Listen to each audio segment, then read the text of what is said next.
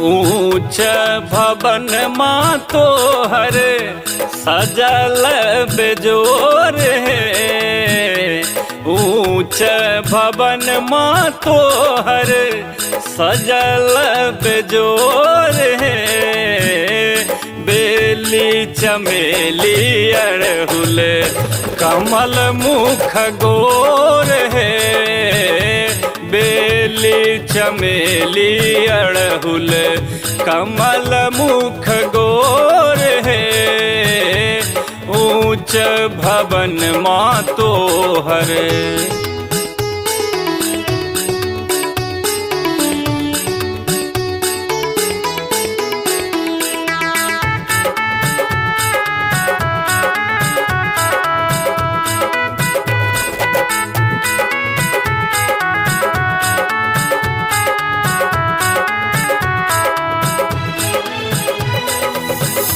लाली नभ के पसरल तोरे माँ द्वार है।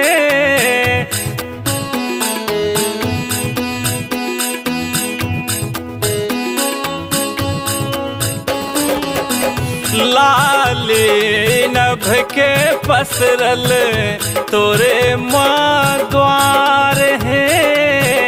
तोरे माँ द्वार है। नैनक काजर तोहरे नैनक काजर तोहरे ममता के सार है।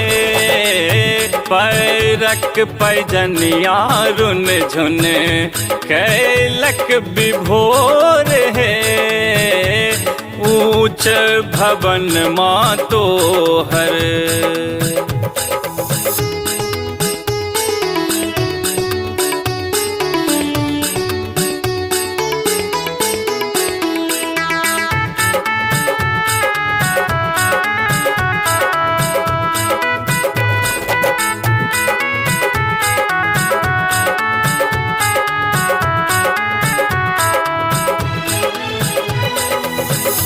रत्न जड़ित मासन सिंह सवार है।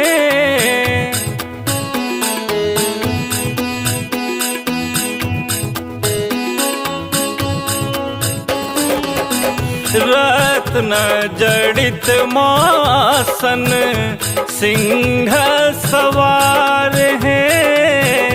सिंह सवार है।